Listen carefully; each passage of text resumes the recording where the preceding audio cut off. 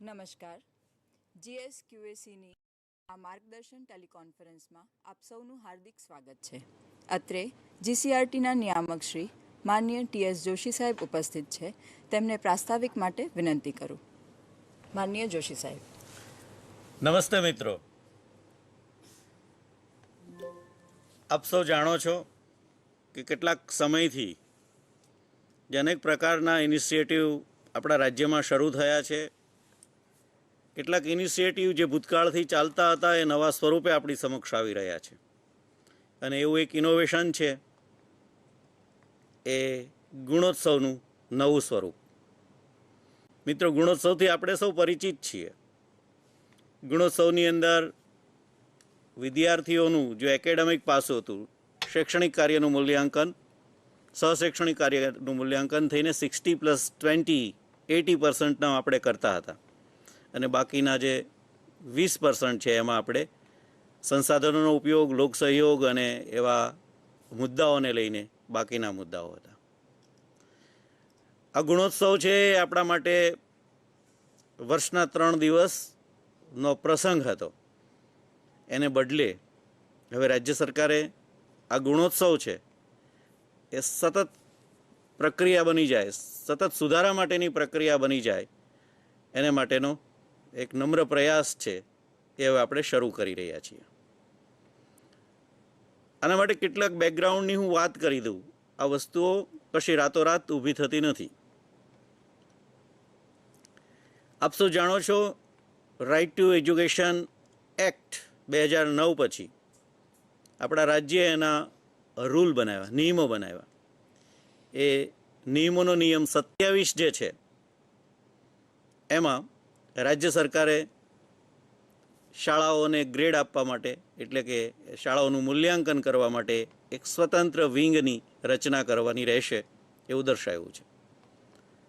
2010થી સદનસીબે આપણી પાસે એક સોસાયટી પણ આને માટે રજીસ્ટર થયેલી હતી, GSQAC, Gujarat school quality accreditation society કે કાઉન્સિલ, જે સોસાયટી રજિસ્ટર્ડ એક્ટ નીચે રજિસ્ટર થયેલી હતી. એમનું કામ પણ આ જ હતું.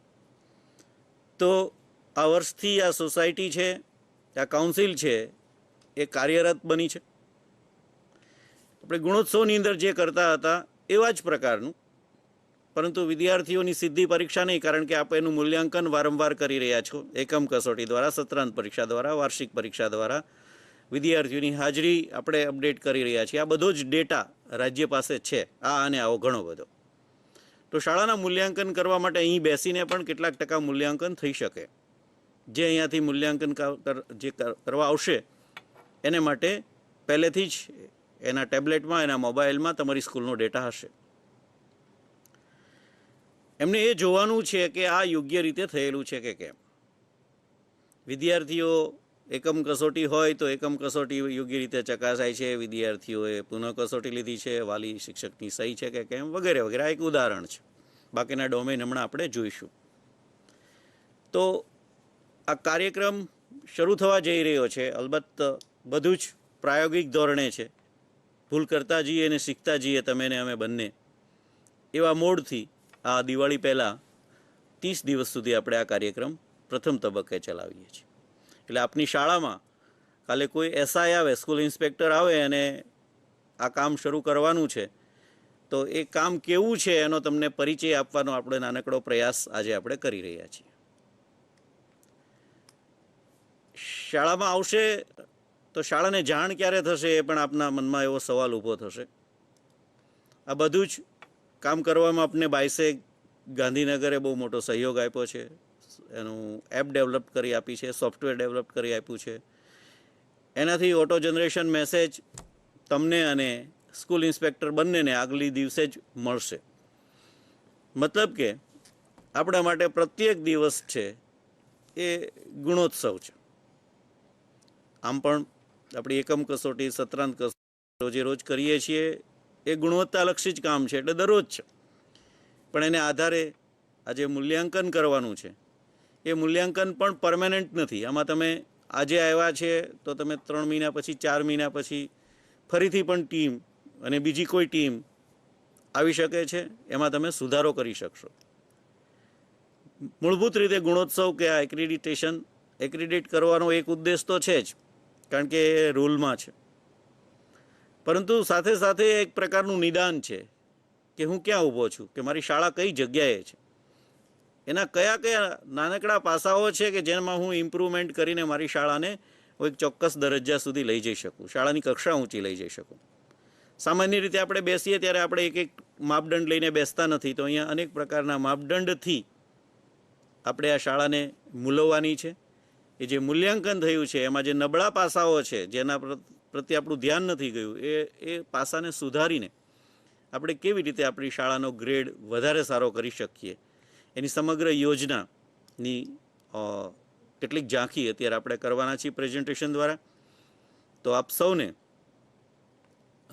ખુલ્લા મને આખી વાત છે સમજવા માટે વિનંતી છે. પછી ક્યારેક એના માટે પ્રશ્નોત્તરી પણ યોજીશું, પરંતુ અત્યારે તો પ્રેઝન્ટેશન જ વિગતવાર છે. એ જોઈને પછી આપણે પ્રયાસ કરીશું કે આપણે ત્યાં આવતીકાલે શાળામાં કોઈ આવવાનું હોય તો મારી તૈયારી કેવી હોઈ શકે, એ જોવા માટે આપ સૌને વિનંતી છે. આગળના ક્રમે અમીબેનને વિનંતી છે. આભાર સાહેબ. ગુણોત્સવનું જે સ્વરૂપ બદલાઈ રહ્યું છે તેની સ્પષ્ટતા કરવા માટે અને જ્યારે સ્કૂલ ઇન્સ્પેક્ટર શાળામાં આવશે ત્યારે એમને જે કામગીરી કરવાની થાય છે તે અંગે પણ આપે સ્પષ્ટતા કરી. Thank you very much. હવે આગળના ક્રમે છે કે જ્યારે એસઆઈ આપની શાળામાં આવે ત્યારે એમણે એક ચોક્કસ ફ્રેમવર્કમાં કામ કરવાનું છે. એ ફ્રેમવર્ક કેવું હશે, કયા પ્રકારનું હશે, તેનું પ્રેઝન્ટેશન કરવા માટે હું જીસીઆરટીના રીડર શ્રી ડૉક્ટર ગૌરાંગભાઈ વ્યાસ સાહેબને વિનંતી કરું. નમસ્કાર મિત્રો. ગુજરાત એક્રેડિટેશન કાઉન્સિલ અંતર્ગત આગામી દિવસોની અંદર સ્કૂલના એક્રેડિટેશનની કામગીરી શરૂ કરવામાં આવશે.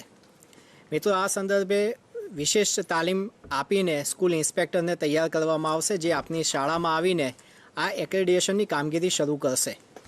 મિત્રો, આજની આ કામગીરી અને આ પ્રેઝન્ટેશન દરમિયાન આપને આ ઇન્સ્પેક્ટર દ્વારા આપની સ્કૂલમાં જે કંઈ કામગીરી કરવામાં આવશે એ કયા ફ્રેમવર્ક ઉપર આધારિત છે એની સ્પષ્ટતા અને સમજણ આપવા માટે આ કાર્યક્રમ કરેલો છે. મિત્રો, આપે આ સંદર્ભે કેટલીક તૈયારીઓ શાળાની અંદર કરવાની હશે. ખાસ કરીને દૈનિક જે કામગીરી આપણે સ્કૂલની અંદર કરીએ છીએ એ તમામ કામગીરીની પ્રક્રિયા કેવી રીતે આપણે હાથ ધરીએ છીએ એ બધી જ બાબતો આ ફ્રેમવર્કની અંદર સમાવવામાં આવેલી છે. તો વિનંતી છે કે આપ આ પ્રેઝન્ટેશનની સાથે સાથે મારી સાથે રહેશો અને આપ કઈ બાબતો છે એને સમજવાની પ્રયત્ન કરશો. મિત્રો, આપ જાણો છો કે ગુણોત્સવ આપણે 2009ની અંદર શરૂઆત કરેલી અને એ ગુણોત્સવની અંદર શૈક્ષણિક પ્રવૃત્તિઓ, સહશૈક્ષણિક પ્રવૃત્તિઓ અને જે સુવિધાઓ આપને આપવામાં આવેલી એ સુવિધાઓનો ઉપયોગ કેવી રીતે થઈ રહ્યો છે એની 20% અંતર્ગત આપણે મૂલ્યાંકન કરતા હતા.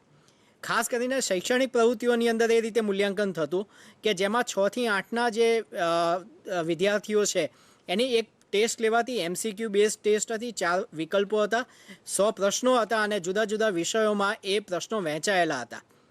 2 થી 5ની અંદર જો વિચારીએ તો વાંચન, લેખન અને ગણન થતું અને આ રીતે જે માર્ક મળે, જે પર્સન્ટેજ મળે એની એવરેજ કરીને 60%ની અંદર સ્કૂલનો ગ્રેડ નક્કી કરવામાં આવતો. એ જ રીતે સહશૈક્ષણિક પ્રવૃત્તિઓની જો વાત કરીએ તો 20%ની અંદર સ્કૂલમાં જે કંઈ એક્ટિવિટી થાય છે સહશૈક્ષણિક રીતે વિદ્યાર્થીઓની સ્કિલ ડેવલપ કરવા માટે, વિદ્યાર્થીઓને વધારે સારી રીતે સમજાવવા માટે, એમાં પ્રાર્થના સભા છે, યોગ, વ્યાયામ અને રમતગમત છે, કેટલીક વિષય વસ્તુ આધારિત પ્રવૃત્તિઓ છે જેવી કે બાળમેળો છે, જીવન કૌશલ્યના મેળા છે, ઇકો ક્લબ છે, આવી બધી પ્રવૃત્તિઓ અને સાથે સાથે જે લાઇબ્રેરી છે એનો ઉપયોગ શિક્ષકો અને વિદ્યાર્થી કેવી રીતે કરે છે એની બાબતો આની અંદર સમાવવામાં આવેલી છે. શાળાની અંદર જે સુવિધા અપાયેલી છે સુવિધાઓની અંદર પણ જેટલો વેટેજ આપણે એ મૂલ્યાંકનને અંદર આપેલો. આમ કરીને કુલ 100%નું વેટેજ આપણું ગુણોત્સવની અંદર હતું. હવે ગુણોત્સવ 2.0ની અંદર આપણે આમાં શું ફેરફાર કરીએ છીએ એ સમજવાની પ્રયત્ન કરીશું. મિત્રો, આ ગુણોત્સવ 2.0 અંતર્ગત અત્યાર સુધી જે ગુણોત્સવમાં 25 કે 30% શાળાઓનું બાહ્ય મૂલ્યાંકન થતું હતું એની જગ્યાએ હવે 100% શાળાઓનું બાહ્ય મૂલ્યાંકન થશે. અહીંયા બાહ્ય મૂલ્યાંકન કરતા તરીકે કોણ આવશે? તો આપની શાળાની અંદર જે વ્યક્તિઓ સ્કૂલ ઇન્સ્પેક્ટર તરીકે પસંદ થયેલા છે એ વ્યક્તિઓ પ્રોપર તાલીમ સાથે આપની શાળાઓની અંદર આવશે અને આપનું મૂલ્યાંકન કરશે. આ મૂલ્યાંકનની પ્રક્રિયા માટે એક અલગ વ્યવસ્થા રાજ્ય સરકારે સ્થાપેલી છે જેને GSQAC તરીકે ઓળખીએ છીએ, જેના અંતર્ગત ને આ મૂલ્યાંકન કરતાં આપની શાળાનું મૂલ્યાંકન કરશે.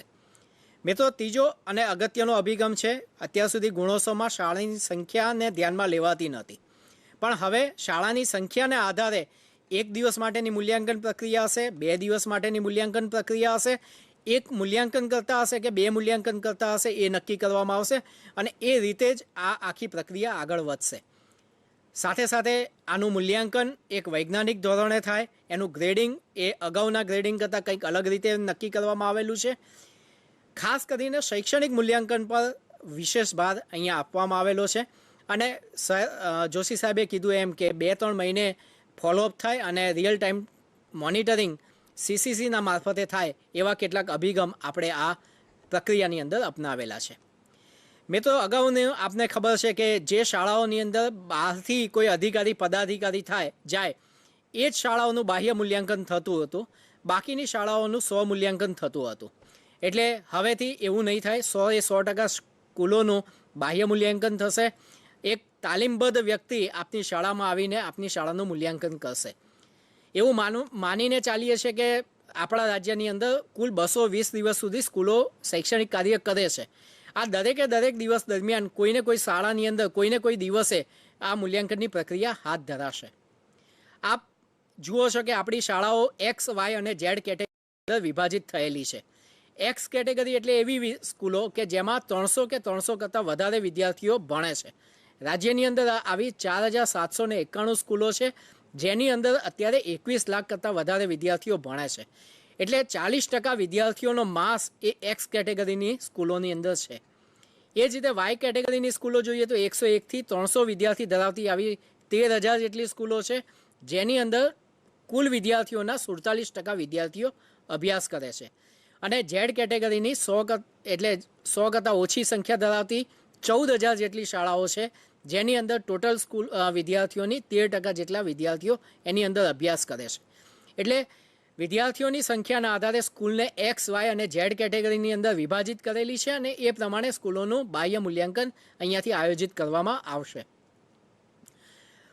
અલાયદી વ્યવસ્થા તરીકે 2010માં GSQACની સ્થાપના થઈ. હાલ ઓફસ્ટેડ જે બેસ્ટ પ્રેક્ટિસ તરીકે વર્લ્ડની અંદર પ્રખ્યાત છે, એના એક્સપિરિયન્સીસ, એના અનુભવ આપણને મળી રહે એના માટે એક રીચ ટુ ટીચ સંસ્થા છે, એની સાથે MOU કરવામાં આવેલું છે. સ્કૂલ ઇન્સ્પેક્ટરની એક પ્રક્રિયા પૂર્ણ થયેલી છે, એક બેચ સ્કૂલ ઇન્સ્પેક્ટરની તૈયાર થઈ ગયેલી છે, જે આવનારા દિવસોની અંદર આપની શાળાઓમાં આવીને મૂલ્યાંકન કરશે. અને ખૂટતા જે ઇન્સ્પેક્ટર છે એ ઇન્સ્પેક્ટર અત્યારે એની નિયુક્તિની પ્રક્રિયા હાથ ધરાયેલી છે. આવા 450થી 500 સ્કૂલ ઇન્સ્પેક્ટર સમગ્ર રાજ્યની અંદર સ્કૂલ એક્રેડિટેશનનું કામ કરશે. આ ઇન્સ્પેક્ટરને અહીંયાથી GPS એનેબલ્ડ સોફ્ટવેર ધરાવતા ટેબ્લેટ આપવામાં આવશે, જેમાં એ લોકો real time data on entry કરશે અને એના આધારે સ્કૂલના એસેસમેન્ટના રિઝલ્ટ તૈયાર કરવામાં આવશે. મિત્રો, X, Y અને Zને પણ ફર્ધર અમે ડિવાઈડ કરેલી છે, X+ અને Z-માં. આપણા રાજ્યની ઘણી બધી સ્કૂલો એવી છે કે જેની અંદર 500 કરતાં પણ વધારે વિદ્યાર્થીઓની સંખ્યા છે. આવી રાજ્યની અંદર 1251 સ્કૂલો છે. આ સ્કૂલો એવી હશે કે જેમાં 3 ઇન્સ્પેક્ટર 2 દિવસ માટે જશે અને શાળાઓનું એસેસમેન્ટ કરશે. જે X કેટેગરીની સ્કૂલો છે, એટલે કે જે સ્કૂલોની અંદર 301થી 500 વિદ્યાર્થીઓની સંખ્યા છે, ત્યાં 2 ઇન્સ્પેક્ટર જશે, 2 દિવસ માટે જશે. Yની અંદર 1 ઇન્સ્પેક્ટર 2 દિવસ માટે જશે. Zની અંદર એટલે કે 51થી 100 વિદ્યાર્થી ધરાવતી સ્કૂલ હશે, એની અંદર 1 દિવસ માટે 1 ઇન્સ્પેક્ટર જઈને એસેસમેન્ટ કરશે. કેટલીક સ્કૂલો એવી છે કે જેમાં 50 કરતાં પણ વધારે ઓછી સંખ્યા છે. આવી સ્કૂલોની અંદર 1 ઇન્સ્પેક્ટર અડધા દિવસ માટે જશે અને એસેસમેન્ટનું કામ કરશે. મિત્રો, અત્યાર સુધી આપણે ગુણોત્સવની અંદર જે ગ્રેડ આપતા હતા એ A+, A, B, C અને D એવા 5 ગ્રેડની અંદર સ્કૂલોને ગ્રેડ આપતા હતા. હવે ગુણોત્સવ 2.0 અંતર્ગત આ ગ્રેડની પ્રક્રિયા બદલાઈ છે. અહીંયા બ્લેક, રેડ, યલો અને ગ્રીન એવા 4 મુખ્ય કલર્સની અંદર સ્કૂલોને ડિવાઈડ કરવામાં આવશે. આપ જોઈ શકો છો આપની સ્ક્રીન ઉપર કે કલર કોડને પણ સ્ટાર સબ કેટેગરીની અંદર, સબ ગ્રેડની અંદર વિભાજિત કરેલા છે. એટલે જો યલો હોય તો યલોની અંદર 5 સબ કેટેગરી છે, 5 સબ ગ્રેડ આપેલા છે, જેમાં 1 સ્ટારથી લઈને 5 સ્ટાર અને ગ્રીનની અંદર પણ 1 સ્ટારથી લઈને 5 સ્ટાર સુધી ગ્રેડ આપેલા છે.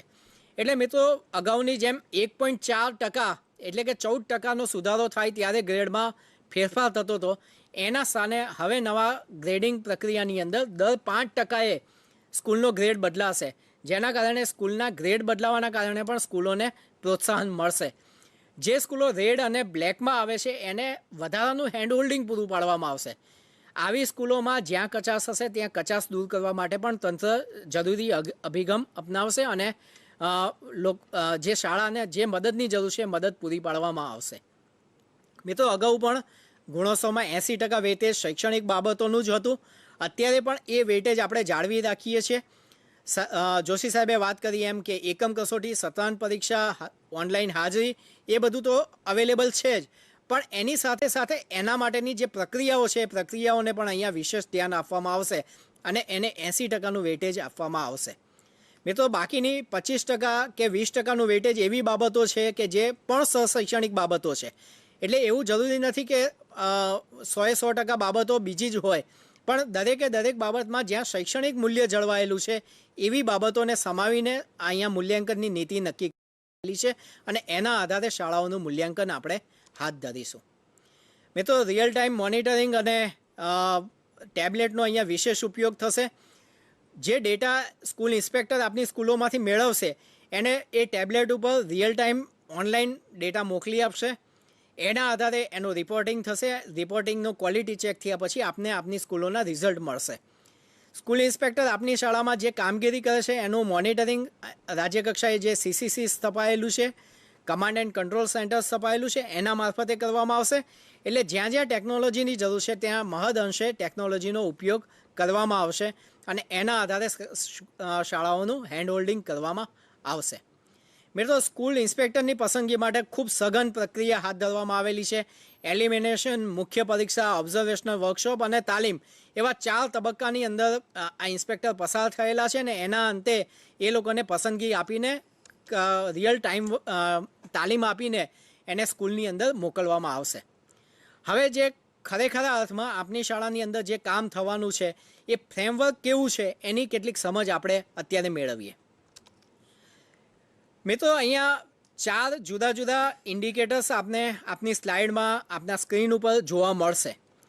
અહીંયા જે ફ્રેમવર્ક તૈયાર થયેલું છે એમાં મુખ્ય ક્ષેત્ર, પેટા ક્ષેત્ર, સ્ટાન્ડર્ડ્સ અને ઇન્ડિકેટર એવી 4 બાબતો આપની સમક્ષ મૂકવામાં આવેલી છે. મિત્રો, અગાઉનો ગુણોત્સવ આપને યાદ હશે, એમાં 3 મુખ્ય ક્ષેત્ર હતા. પહેલું મુખ્ય ક્ષેત્ર એ શૈક્ષણિક બાબતોનું હતું, જેને આપણે પેપર પેન્સિલ ટેસ્ટ તરીકે ઓળખતા હતા. બીજું ક્ષેત્ર હતું સહશૈક્ષણિક બાબતોનું અને ત્રીજું ક્ષેત્ર હતું જે સંસાધનો આપવામાં આવેલા છે એના ઉપયોગ સંદર્ભેનું. હવે આ નવી મૂલ્યાંકનની ફ્રેમવર્ક અંતર્ગત આ મુખ્ય ક્ષેત્ર 3ની જગ્યાએ 4 બને છે. કયા બનશે એ આગળની સ્લાઇડમાં આપણે જોશું. એની સાથે સાથે પેટા ક્ષેત્રો પણ આપેલા છે. એટલે કે માનો કે સહશૈક્ષણિક પ્રવૃત્તિમાં પ્રાર્થના એક પેટા ક્ષેત્ર બને છે. એ જ રીતે આ 4 મુખ્ય ક્ષેત્રની અંદર આવા કુલ 15 પેટા ક્ષેત્રો નક્કી કરવામાં આવેલા છે જેના અંતર્ગત મૂલ્યાંકન થશે. પેટા ક્ષેત્રની અંદર સ્ટાન્ડર્ડ્સ નક્કી કરવામાં આવેલા, માપદંડ કહીએ છીએ. દાખલા તરીકે જો આપણે મુખ્ય ક્ષેત્ર તરીકે વિચારીએ કે સહશૈક્ષણિક પ્રવૃત્તિઓ છે તો એનું પેટા ક્ષેત્ર એક બને છે પ્રાર્થના. પ્રાર્થનાની અંદર 5 સ્ટાન્ડર્ડ મૂકેલા છે. માનો કે એક સ્ટાન્ડર્ડ છે કે વિદ્યાર્થીઓ પ્રાર્થના કાર્યક્રમની અંદર વાજિંત્રનો ઉપયોગ કરે છે. જે અગાઉના ગુણોત્સવમાં હતું એ જ વસ્તુ અત્યારે આપણે પણ અપનાવેલી છે. અહીંયા પણ સ્ટાન્ડર્ડ તરીકે એ ચેક કરવામાં આવશે કે આપની પ્રાર્થના સભાની અંદર વિદ્યાર્થીઓ વાજિંત્રોનો ઉપયોગ કરે છે કે કેમ. તો આવા કુલ 61 જુદા જુદા સ્ટાન્ડર્ડ્સ આ નવા ફ્રેમવર્કની અંદર તૈયાર કરવામાં આવેલા છે અને એની ચકાસણી સ્કૂલ ઇન્સ્પેક્ટર મારફતે આપની સ્કૂલમાં કરવામાં આવશે. છેલ્લી બાબત આવે છે એ છે ઇન્ડિકેટર. એટલે કે સ્ટાન્ડર્ડને ચકાસવા માટે કેવી રીતે સ્કૂલ ઇન્સ્પેક્ટર કામ કરશે. તો વાજિંત્ર એટલે કયા વાજિંત્રો, એની અંદર કયા કયા સાધનોનો ઉપયોગ કરવામાં આવે છે, જેમ કે ઢોલક છે કે તો ઢોલક ઉપયોગ કરવામાં આવે છે કે નથી કરવામાં આવતા. તો સ્કૂલ ઇન્સ્પેક્ટરને આવા કેટલાક ઇન્ડિકેટર્સ આપેલા છે કે આ ઇન્ડિકેટર્સને ધ્યાનમાં રાખીને એને પોતાના સ્ટાન્ડર્ડ્સ ઉપરના કેટલાક સ્કોરિંગ નક્કી કરવાના થાય. તો આવા ઘણા બધા ઇન્ડિકેટર્સની એક આખી શીટ એ જે તે ઇન્સ્પેક્ટરને આપવામાં આવશે. એ શીટના આધારે ઇન્સ્પેક્ટર આપની સ્કૂલમાં આવીને ઇવેલ્યુએશનનું કામ કરશે. હવે ડિટેલમાં આપણે દરેક ક્ષેત્રના અંતર્ગત કઈ કઈ બાબતોને આવરી લેવામાં આવેલી છે એની સ્પષ્ટતા મેળવીશું. મિત્રો, અહીંયા આપ જુઓ છો કે મુખ્ય ક્ષેત્ર તરીકે 4 મુખ્ય ક્ષેત્ર આપેલા છે. ડાબી બાજુ આપ જોશો તો 4 મુખ્ય ક્ષેત્રની સ્પષ્ટતા કરવામાં આવેલી છે. એક છે અધ્યયન અધ્યાપન, બીજું છે શાળા, ત્રીજું છે સહશૈક્ષણિક પ્રવૃત્તિઓ અને ચોથું છે સંસાધનો અને એનો ઉપયોગ. મુખ્ય ક્ષેત્રની સામે પેટા ક્ષેત્રો આપેલા છે. આપ જુઓ કે અધ્યયન અધ્યાપનની સામે 1, 2, 3 અને 4 બાબતો મૂકેલી છે. એ જે 4 બાબતો મૂકેલી છે એમાં એકમ કસોટી, સત્રાંત કસોટી 1 અને 2, અધ્યયન માટે અસરકારક વાતાવરણ અને અધ્યયન અધ્યાપન પ્રક્રિયાઓ, આવી 4 બાબતો મુખ્ય ક્ષેત્ર અધ્યયન અધ્યાપન અંતર્ગત મૂકવામાં આવેલી છે. જો શાળાની વાત કરીએ એટલે કે શાળા જો મુખ્ય ક્ષેત્ર હોય તો એની અંદર 3 પેટા ક્ષેત્રો મૂકવામાં આવેલા છે, જેમાં શાળામાં હાજરી, સંચાલન, શાળાનું સંચાલન, જેમાં એસએમસીની વાત પણ આવરી જાય. ત્રીજું છે સલામતી, એટલે કે શાળા સલામતીના કેટલા ધોરણોને પાલન કરે છે. અને ત્રીજું અને ચોથું છે એ છે સહશૈક્ષણિક પ્રવૃત્તિઓ, જેમાં પ્રાર્થના સભા, યોગ, વ્યાયામ, વિશેષ પ્રવૃત્તિઓ, સ્પર્ધાત્મક પેટા ક્ષેત્રો એની અંદર મૂકવામાં આવેલા છે. અને ચોથું છે એ છે સંસાધનો અને એનો ઉપયોગ. આમાં પુસ્તકાલયનો ઉપયોગ છે, ટેકનોલોજીનો ઉપયોગ છે, મધ્યાહન ભોજન છે અને પાણી, શૌચાલય અને સ્વચ્છતાની વાત આ પેટા ક્ષેત્રની અંદર મૂકવામાં આવેલી છે. હવે આપણે આવીએ છીએ મુખ્ય ક્ષેત્ર 1 ઉપર, અધ્યયન અને અધ્યાપન ઉપર. મિત્રો, આના પણ પેટા ક્ષેત્રોને અગાઉ જોયું એમ વિભાજિત કરવામાં આવેલા છે. એકમ કસોટીનો જો વિચાર કરીએ તો રાજ્ય સરકારે ગયા વર્ષથી એકમ કસોટી આપવાની શરૂ કરી છે. આના માટેની એક બુકલેટ શાળાઓને અપાયેલી છે. ગયા વર્ષે જે બુકલેટ અપાયેલી એ બુકલેટના કેટલાક વિભાગો આપ જુઓ તો આપને ખ્યાલ આવશે. એમાં 1, 2, 3, 4 અને 5 વિભાગો મુખ્ય છે. પહેલો વિભાગ એ છે કે જેમાં એકમ કસોટીના પ્રશ્નપત્ર ઉપર વિદ્યાર્થીએ કેવા જવાબ આપેલા છે એની ચકાસણી આપણે કરીએ છીએ. બીજા નંબરે છે કે આ જે જવાબો વિદ્યાર્થીએ લખેલા છે એની ચકાસણી શિક્ષક દ્વારા કેવી રીતે કરવામાં આવેલી છે એ પ્રક્રિયાનો બીજો મુદ્દો છે. ત્રીજો મુદ્દો છે કે ચકાસણી કર્યા પછી શિક્ષકે કેવી સૂચનાઓ લખેલી છે. માનો કે 4 માર્કનો પ્રશ્ન છે અને શિક્ષકે 2 માર્ક આપેલા છે, તો 2 માર્ક કેમ કપાયા એની વિદ્યાર્થીને સમજ મળવી જોઈએ. તો આવી કોઈ વિશેષ ટિપ્પણીઓ શિક્ષક દ્વારા થયેલી છે કે કેમ એની પણ અહીંયા બાબત ચકાસવામાં આવશે. એના પછી શિક્ષકની સૂચનાઓને આધારે જો એકમ કસોટી પૂર્ણ થાય છે ત્યાં પાછળના પાના ઉપર ઉપચારાત્મક શિક્ષણ કાર્ય અંગેની સૂચનાઓ છે.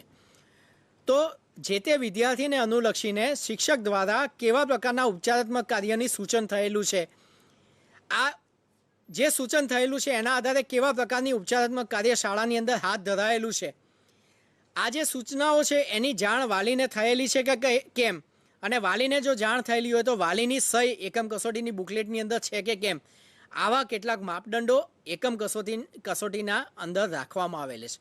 હું જ્યારે માપદંડ બોલું છું ત્યારે એ આ પેટા ક્ષેત્રનું સ્ટાન્ડર્ડ બને છે અને દરેક સ્ટાન્ડર્ડને એક સ્પેસિફિક વેટેજ આપેલું છે. એ વેટેજ પણ આગળ આપણે જોઈશું. 6થા નંબરનું માપદંડ એ છે કે આ એકમ કસોટીમાં વિદ્યાર્થીએ એટલે કે શાળાએ મેળવેલા સરેરાશ ગુણ. માનો કે ધોરણ 6ની એકમ કસોટી છે અને આજની તારીખમાં 6થા ધોરણની સાથે એકમ કસોટી પૂર્ણ થયેલી છે, અથવા તો આજના દિવસ સુધીમાં જેટલા પણ એકમ કસોટી પૂર્ણ થયેલી હોય અને એના ઓનલાઈન ડેટા જે SSAની સાઇટ ઉપર હશે એના સરેરાશ ગુણ અહીંયા ધ્યાનમાં લેવામાં આવશે અને એના આધારે આ વેટેજ આ માપદંડને આપવામાં આવશે.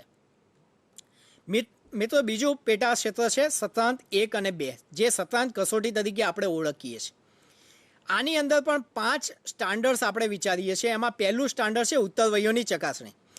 મિત્રો, ઉત્તરવયની ચકાસણી એ માત્ર ઓબ્ઝર્વેશન માટેનો મુદ્દો છે. આને કોઈ ગુણભાર અપાયેલો નથી.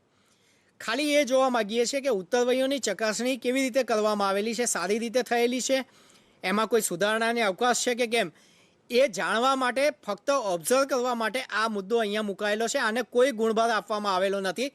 આના આધારે શાળાના રેટિંગમાં, શાળાના ગુણમાં કોઈ ફેર પડશે નહીં, કેમ કે આને કોઈ પણ જગ્યાએ ધ્યાનમાં લેવાશે નહીં. બીજી બાબત આવે છે પરિણામ પત્રકમાં ગુણની નોંધ. સ્વાભાવિક રીતે જ પરીક્ષા એટલે પત્રક Cની અંદર અને વિદ્યાર્થીના પ્રગતિ પત્રકની અંદર આપણે માર્ક મૂકતા હોઈએ છીએ. એટલે પરીક્ષા પૂર્ણ થયા પછી પરિણામ પત્રકની અંદર આની નોંધ થયેલી છે કે કેમ અને પરિણામ પત્રક વાલી સુધી પહોંચેલું છે કે કેમ, એટલે કે વાલીને વિદ્યાર્થીના પરિણામની જાણ કરવામાં આવેલી છે કે કેમ, એ બાબતો અહીંયા ચકાસવામાં આવશે. મુદ્દા નંબર 4 અને 5 જેને આપણે સ્ટાન્ડર્ડ 4 અને 5 તરીકે ઓળખીએ છીએ, એમાં પણ અગાઉની જેમ જ એકમ કસોટીના જે સરેરાશ ગુણ છે એમ જ સત્રાંત કસોટી 1 અને 2ના સરેરાશ ગુણ પણ ધ્યાનમાં લેવાશે. એ જ રીતે ત્રીજું અને ચોથું પેટા ક્ષેત્ર છે એ મુખ્ય ક્ષેત્ર એક અધ્યયન અને અધ્યાપન અંતર્ગત. એમાં 6 મુદ્દા છે અધ્યયન માટે અસરકારક વાતાવરણના, અને અધ્યયન અધ્યાપન પ્રક્રિયાઓની અંદર પણ 5 મુદ્દાઓ મૂકવામાં આવેલા છે. મિત્રો, અધ્યયન અને અધ્યાપનની અંદર આ 2 બાબતો ખૂબ અગત્યની છે. એક તો ક્લાસરૂમનું વાતાવરણ એવું હોવું જોઈએ કે જેના અંદર વિદ્યાર્થીને ભણવાનું ગમે, અને બીજું કે શિક્ષકની અધ્યયન અધ્યાપનની પ્રક્રિયા એવી હોવી જોઈએ કે જે વિદ્યાર્થીને શિક્ષણ કાર્યની અંદર જોડી રાખે. આવું ધ્યાનમાં રાખીને કુલ 6+5 એમ 11 માપદંડો નક્કી કરવામાં આવેલા છે, જેની ચર્ચા આપણે આગળ સ્લાઇડની અંદર કરતા જઈશું. મિત્રો, પહેલા પેટા ક્ષેત્ર ઉપર આવીએ છીએ એકમ કસોટી ઉપર. અગાઉ પણ મેં ચર્ચા કરી એમ કે આની અંદર 6 માપદંડો મૂકેલા છે, 6 સ્ટાન્ડર્ડ મૂકેલા છે, અને આ 6 સ્ટાન્ડર્ડની અંદર જે ગુણભાર અપાયેલો છે આ મુજબનો છે.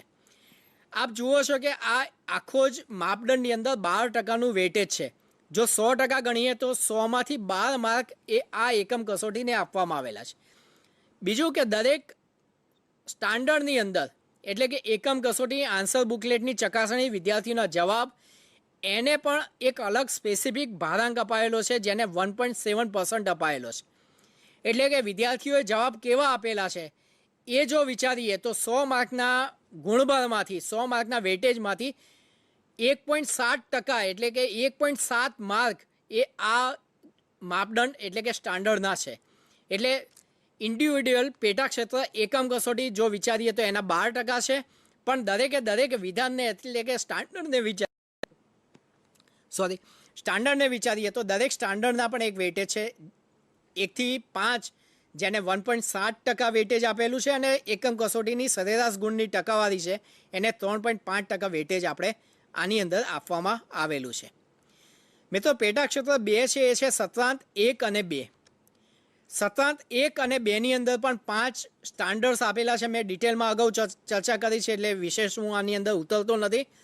મિત્રો, ફરીવાર કહું છું કે ઉત્તરવહીઓની ચકાસણી આપની શાળાના ઉત્તરવહીઓ બીજી શાળાના શિક્ષકોએ ચકાસેલા હોય, જેથી કરીને આ જે માપદંડ છે એ ફક્ત ઓબ્ઝર્વ કરવા માટેનો માપદંડ છે.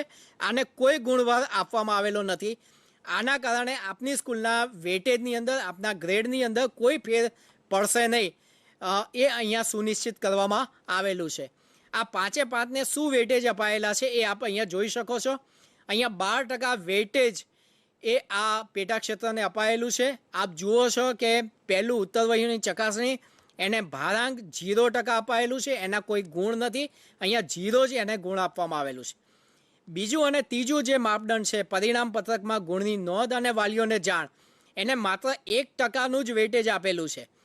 એની સામે શાળાએ સત્રાંત કસોટીની અંદર જે માર્ક મેળવેલા છે એને 5% અને 5% એમ 10%નું વેટેજ આપેલું છે.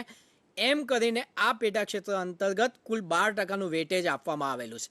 એટલે મિત્રો, ફરીવાર આપને એ ધ્યાન દોરી દઉં કે ઉત્તરવહીઓની ચકાસણી બીજી શાળાના શિક્ષકોએ કરેલી હોય એના ગુણની અસર આપની શાળાને ન થાય, એટલા માટે આ જે સ્ટાન્ડર્ડ છે એ માત્ર ઓબ્ઝર્વ માટે છે. આને કોઈ માર્ક આપવામાં આવેલા નથી. એની કોઈ અસર આપના ગ્રેડ ઉપર પડશે નહીં, એની ખાસ નોંધ આપ લેશો.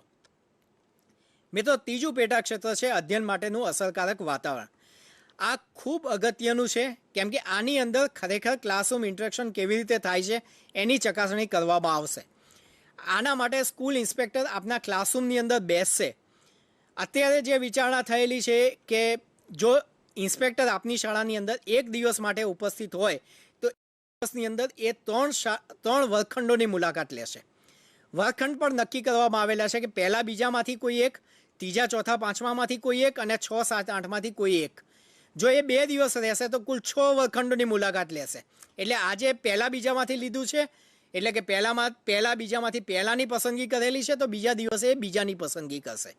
એટલે પહેલા બીજાને ફરજિયાત બંને દિવસ દરમિયાન અહીંયા મૂલ્યાંકન કરવામાં આવશે. ત્રીજા ચોથા પાંચમામાંથી એ આજે ત્રીજા ચોથામાંથી કંઈ ચોથામાં હશે તો બીજા દિવસે ત્રીજા કે પાંચમામાંથી હશે, અને એ જ રીતે છઠ્ઠા, સાતમા, આઠમામાં આઈધર એ 6માં જાય તો બીજા દિવસે 7મામાં કે 8મામાં જઈ શકે છે. અત્યારે જે વિચારણા થયેલી છે એ પ્રમાણે સ્કૂલના ટાઈમ ટેબલને આપણે કોઈ પણ પ્રકારનો ફેરફાર કરતા નથી. જે દિવસે ઇન્સ્પેક્ટર આવે એ દિવસનું જે ટાઈમ ટેબલ હશે એ ટાઈમ ટેબલને જ આપણે ફોલો કરીશું અને એ ટાઈમ ટેબલને અનુરૂપ જે વિષય જે તે ધોરણની અંદર ચાલતો હશે એ ધોરણનું જ એ વિષયનું જ મૂલ્યાંકન થશે. એટલે ઇન્સ્પેક્ટર આવવાના છે, નવું સમયપત્રક આપણે અમલમાં મૂકવાનું છે, એવી કોઈ ક્રિયાવિધિ આપણે શાળાની અંદર કરતા નથી. જે દિવસના જે કેલેન્ડર હશે, જે સમયપત્રક હશે એ પ્રમાણે જ ઇન્સ્પેક્ટર આપની સ્કૂલની અંદર કામ કરશે. આગળ જોઈએ તો આ અસરકારક વાતાવરણની અંદર જે 6 માપદંડો, જે 6 સ્ટાન્ડર્ડ્સ આપેલા છે એ આ પ્રમાણે છે. એક તો શિક્ષક અને વિદ્યાર્થીઓ વચ્ચે સૌહાર્દપૂર્ણ વાતાવરણ છે કે કેમ, વ્યવહાર છે કે કેમ, અસરકારક વર્ગખંડ વાતાવરણ છે કે કેમ, શિક્ષકો દ્વારા કેવી રીતે વિદ્યાર્થીઓને શિક્ષણ કાર્યની અંદર જોડવા માટે પ્રેરણા આપવામાં આવે છે એની વાત અહીંયા કરવામાં આવેલી છે. વિદ્યાર્થીઓ દ્વારા ઉચિત અધ્યયન સાહિત્યનો ઉપયોગ થાય છે. હું ફરીવાર બોલું છું, 4થા નંબરમાં વિદ્યાર્થીઓ દ્વારા અધ્યયન સાહિત્યના ઉપયોગની વાત છે. એટલે કે ટીચિંગ લર્નિંગ મટીરિયલની વાત નથી. શિક્ષક તો ટીચિંગ લર્નિંગ મટીરિયલનો ઉપયોગ કરે જ છે, પણ સાથે સાથે વિદ્યાર્થીઓ ક્લાસરૂમની અંદર જે કંઈ મટીરિયલ અવેલેબલ છે એનો કેવી રીતે ઉપયોગ કરે છે. અહીંયા પાઠ્યપુસ્તક એ પણ એ અધ્યયન સાહિત્યની અંદર આપણે લઈ શકીએ. 5મો મુદ્દો છે કે અધ્યયન માટે તકોનું નિર્માણ કરવા માટે કેવી ચર્ચા ક્લાસરૂમની અંદર થાય છે. અને છેલ્લો મુદ્દો કે જે શીખ્યા છે એના વિશે વિદ્યાર્થી કેવી વાત કરી શકે. મિત્રો, ઘણા સમયથી આપણે સંરચનાવાદ ઉપર આધારિત પાઠ્યપુસ્તકો સ્વીકાર્યા છે.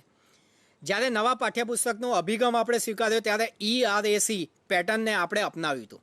એ અભિગમને આપણે અપનાવ્યું હતું.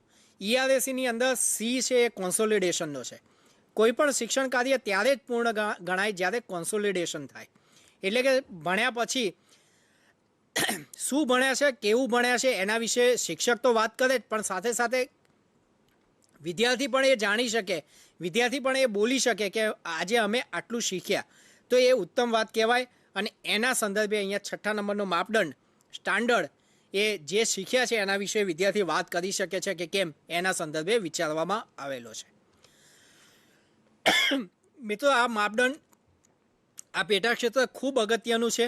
આ પેટાક્ષેત્રને 15% વેટેજ અપાયેલું છે અને દરેક સ્ટાન્ડર્ડને 2.5 વેટેજ, એટલે કે જો 100 માર્કનું ગુણાંકન હોય તો 2.5% અહીંયા દરેકે દરેક સ્ટાન્ડર્ડને આપવામાં આવેલા છે. એટલે કે શિક્ષક અને વિદ્યાર્થી વચ્ચે જો સૌહાર્દપૂર્ણ વાતાવરણ હોય, હું એક્ઝામ્પલ આપું, દાખલા તરીકે શિક્ષક વિદ્યાર્થીઓને નામથી બોલાવે છે, દરેકે દરેક વિદ્યાર્થીને સારી રીતે ઓળખે છે, એટલે કે એની સામાજિક અને આર્થિક પરિસ્થિતિઓથી એ પરિચિત છે અને એ રીતે એને શિક્ષણ કાર્યની અંદર જોડવા માટે પ્રોત્સાહિત કરે છે. વર્ગખંડનું વાતાવરણ તો એક્ટિવિટી માટે શિક્ષક પૂરતી જગ્યા આપે છે, હવા ઉજાસ અને એ બધાને ધ્યાનમાં રાખીને એક્ટિવિટી કરાવે છે. દરેક વિદ્યાર્થી એક્ટિવિટીની અંદર જોડાઈ શકે એવું વાતાવરણ પૂરું પાડે છે. શિક્ષક દરેક વિદ્યાર્થીએ જે પ્રયત્ન કર્યો છે એને પ્રોત્સાહિત કરે છે. આવી કેટલીક બાબતો આ પેટાક્ષેત્રની અંદર લેવામાં આવેલી છે. આવું બધું આપણી શાળાઓની અંદર ખૂબ સારી રીતે થાય છે. માત્ર એને પ્રોત્સાહન મળે, એને એક આઈડેન્ટિફિકેશન મળે, એને ધ્યાનમાં રાખીને આ પેટાક્ષેત્ર નક્કી કરવામાં આવેલું છે. મિત્રો, અત્યાર સુધી ગુણોત્સવની અંદર માત્ર વિદ્યાર્થીએ જે પેપર પેન્સિલ ટેસ્ટ આપ્યો, 100 માર્કની પરીક્ષા આપી, એના આધારે શૈક્ષણિક ગુણ ગણવામાં આવતા હતા. હવે ખરા અર્થમાં આપણે શિક્ષણની પ્રક્રિયાને ધ્યાન આપીએ છીએ. એટલે ક્લાસરૂમની શિક્ષક દ્વારા જે કંઈ પ્રયત્ન થાય છે, પ્રયત્નને અહીંયા 15% વેટેજ આપેલું છે અને એના આધારે સ્કૂલનો ગ્રેડ જે 100 માર્કમાંથી નક્કી થવાનો છે એમાંથી 15% વેટેજ એ સ્કૂલની આ એસેસમેન્ટની શૈક્ષણિક પ્રક્રિયાને આપણે વિચારેલું છે, આપેલું છે. મિત્રો, પેટાક્ષેત્ર 4 છે એ છે અધ્યયન અધ્યાપન પ્રક્રિયાઓ. આની અંદર પણ 5 જેટલી જુદી જુદી પ્રક્રિયાઓ, જેને આપણે સ્ટાન્ડર્ડ તરીકે ઓળખીએ છીએ, એની વિચારણા કરેલી છે. એમાં પહેલું છે અધ્યાપન માટેની તૈયારી. મિત્રો, આ શિક્ષક માટે ખૂબ અગત્યનું છે, કેમ કે આની અંદર શિક્ષક ક્લાસરૂમની અંદર કેવી તૈયારી સાથે જાય છે, કેવી રીતે શિક્ષણ કાર્ય કરે છે, શિક્ષણ કાર્ય સારી રીતે થાય એ માટે વિદ્યાર્થીઓને જોડવા માટે કેવા પ્રશ્નો પૂછે. 4થા નંબરે છે રચનાત્મક મૂલ્યાંકન, જેને આપણે પત્રક એ તરીકે ઓળખીએ છીએ, અને અધ્યયનમાં સમાન તક આપવા માટે કેવી એક્ટિવિટી શિક્ષક દ્વારા કરવામાં આવે છે, એ બધી બાબતોને અહીંયા સમાવેલી છે. મિત્રો, અધ્યાપન માટેની તૈયારી એટલે શું, આ બાબત આપ સારી રીતે પરિચિત છો. અધ્યાપન એ તૈયારી સાથેનું હોવું જોઈએ. આના માટે આપણે દૈનિક લખતા હોઈએ છીએ. દૈનિકની અંદર કયા દિવસે શું ભણાવવાના છીએ એ બધું જ પ્લાનિંગ આપણે આપણા દૈનિકની અંદર કરેલું છે. મિત્રો, જ્યાં પ્રજ્ઞા છે ત્યાં દૈનિક કંઈક અલગ પ્રકારે લખાય છે એ સ્વાભાવિક છે, પણ શિક્ષકે આયોજન કરેલું છે કે કેમ એ અહીંયા જોવાનો મૂળભૂત ઉદ્દેશ છે. એટલે ઇન્સ્પેક્ટર એવો આગ્રહ નહીં રાખે કે તમે તમારી દૈનિક બતાવો, પણ તમારું જે આયોજન છે એ આયોજન ચોક્કસ તમારી પાસે ઇન્સ્પેક્ટર માગશે અને એ આયોજન શિક્ષક તરીકે આપણે ઇન્સ્પેક્ટરને દર્શાવવાનું રહેશે અને એ આયોજન કેવું છે એના આધારે આ માપદંડની અંદર કેટલાક સ્ટાન્ડર્ડ્સ નક્કી કરેલા છે. એ સ્ટાન્ડર્ડ્સના આધારે એ નક્કી કરવામાં આવશે. મિત્રો, બીજી વાત આવે છે કે શિક્ષણ કાર્ય. આમ તો કોઈ પણ શિક્ષણ કાર્ય અધ્યયન નિષ્પત્તિઓને ધ્યાનમાં રાખ્યા સિવાયનું હોય જ નહીં. સ્વાભાવિક રીતે જ આપ સૌ આ અધ્યયન નિષ્પત્તિઓથી ખૂબ સારી રીતે પરિચિત છો. અત્યારે એકમ કસોટી આવવાના કારણે આ અધ્યયન નિષ્પત્તિઓને ધ્યાનમાં રાખીને ખૂબ સારું શિક્ષણ કાર્ય થઈ રહ્યું છે. તેમ છતાં જે શિક્ષણ કાર્ય થાય છે, દરેક અધ્યયન નિષ્પત્તિઓના કેટલાક વિશિષ્ટ હેતુઓ હોય છે. દાખલા તરીકે વિજ્ઞાનની અંદર વિદ્યાર્થીઓનો વૈજ્ઞાનિક અભિગમ કેળવાય એવો એક અધ્યયન નિષ્પત્તિ અથવા તો સામાન્ય હેતુ હોય તો એને ધ્યાનમાં રાખીને કોઈ વિશિષ્ટ પ્રવૃત્તિ કરાવી છે કે કેમ? માત્ર પાઠ્યપુસ્તક